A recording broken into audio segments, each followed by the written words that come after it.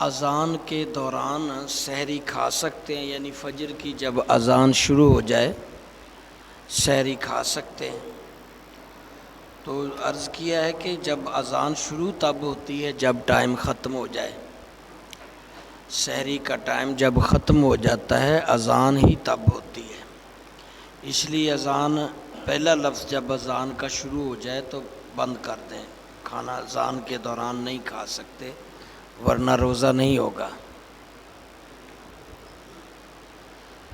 دوسرا سوال لکھا ہے کہ نماز کے دوران سنا ہے کہ آواز سے ہنسنے سے نماز ٹوٹ جاتی ہے۔ بالکل یہ مسئلہ درست ہے، وہ نماز بھی نہیں ٹوٹتی، وضو بھی کہا ہے کہ ٹوٹ جاتا ہے۔ اس دوران جب نماز پڑھ رہے ہوں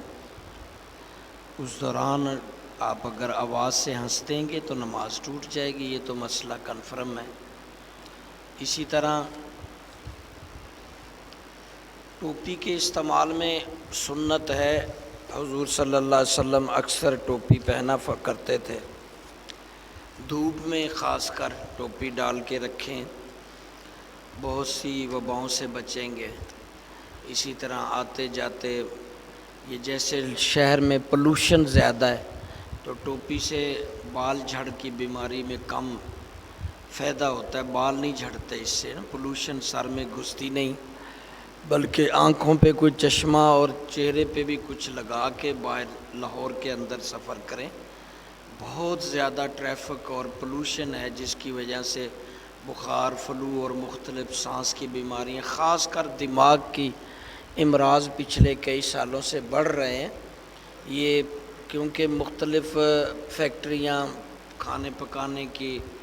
تابکاری، گاڑیوں کی تابکاری، یہ سارا مل ملا کے نا لاہور میں بڑے شہروں میں یہ بہت زیادہ نقصان حالت میں پہنچ گیا ہے۔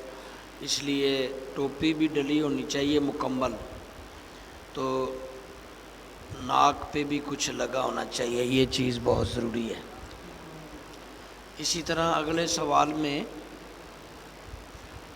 یہ پوچھا ہے کہ اعتکاف مکمل جب ٹوٹ جائے تو پھر آئندہ اگر اعتکاف کرنا ہو اس کی جگہ پہ تو وہ پورے دنوں کا اعتکاف کریں گے یا جتنے دن اعتکاف ہو گیا تھا وہ قبول ہو گیا اور باقی دنوں کا اعتکاف کر لیں؟ ایسا نہیں ہے، کچھ وجوہات سے جتنے دن اعتکاف ہوا ہوگا وہ قبول ہو جائے گا، خاص کر حیض کے دنوں میں جو خواتین کو ماہانہ حیض آتا ہے اس دوران خواتین کے حیض آ گیا تو جتنے دن کا ان کا اعتکاف ہو گیا تھا وہ قبول ہے، جتنے دن رہ گئے تھے وہ عید کے بعد اعتکاف کریں گے، لیکن اس کے ساتھ روزہ بھی رکھیں گے۔ اس کے علاوہ جو بھی صورتیں ہیں اعتکاف ٹوٹنے کی، یا خود توڑا ہے یا جان بوجھ کے توڑا ہے، اس کو مکمل اعتکاف کرنا ہے 10 دنوں کا، خاص کر یہ جو ہے۔ اسی طرح اور سوالات ہیں، بہت عید کے اجتماعات میں لوگ سڑکوں پر بھی نماز پڑھتے ہیں، تو کیا ایسی صورت میں سڑک تو پاک نہیں ہوتی؟ گٹر کا پانی، بارش کے پانی یا گندگی، اس کے لیے کیا حکم ہے؟ حالانکہ کہا جاتا ہے کہ نماز کے لیے جو جگہ ہے وہ پاک ہونا شرط ہے،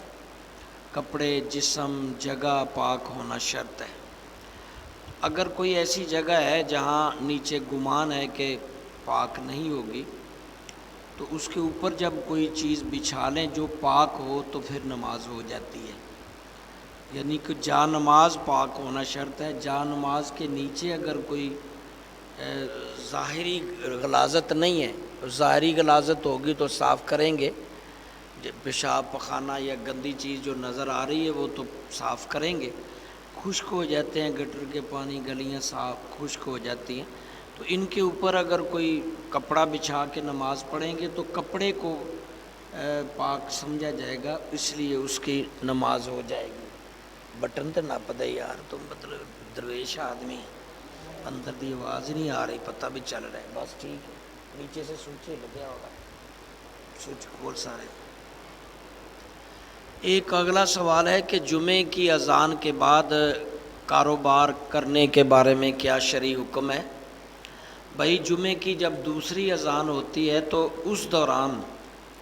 دوسری اذان سے نماز ختم ہونے کے دوران جو کاروبار کریں گے وہ حلال نہیں ہوگا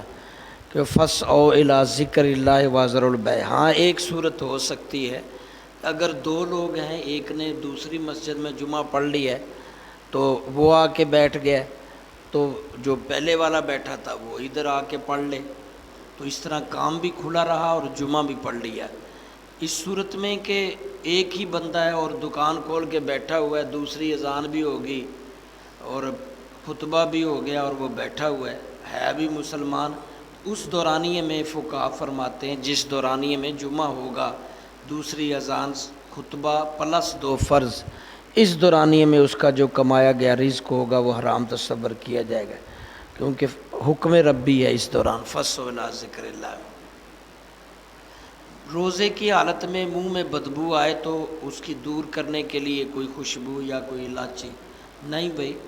اللہ تعالیٰ نے جب کہا ہے، اللہ کے نبی نے بتایا کہ روزے دار کی منہ کی خوشبو اللہ کو بڑی پسند ہے،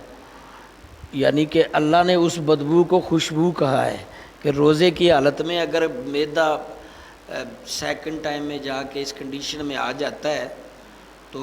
نو پرابلم، وہ بدبو نہیں ہے، کلی وغیرہ آپ کر سکتے ہیں، اس کے علاوہ نہیں، اس کو ہم بدبو نہیں، کلی کے علاوہ نہیں کر سکتے آپ کوئی بھی چیز۔ ایک مسئلہ یہ ابھی کہ گھر سے نکلتے ہوئے کئی لوگ کہتے ہیں پیچھے سے آواز نہیں دینی چاہیے، یہ جہالت ہے۔ پیچھے سے آواز دینے سے کیا ہوگا بھی، اگر ضرورت پڑ گئی ہے تو بلا سکتے ہیں،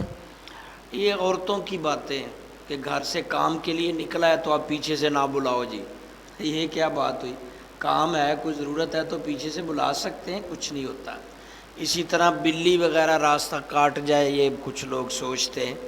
اس سے بھی کچھ نہیں ہوتا، ساریاں بلیاں کالیاں چٹیاں مل کے بھی آپ کا راستہ کاٹ دیں، کچھ بھی نہیں ہوگا، یہ ہندوانی سوچ ہے۔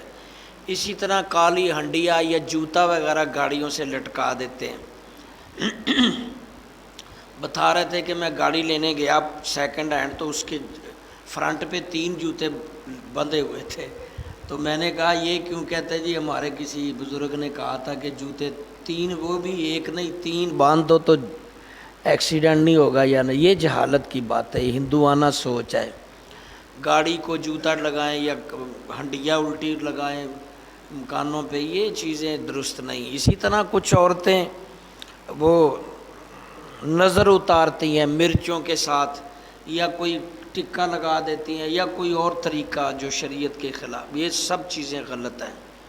مرچوں سے نظر بد نکلتی ہوتی تو نبی پاک تربیت دیتے نا، تو آپ نے تو تربیت دی ہے کہ سورہ شفا پڑھو، سورۃ ناس پڑھو،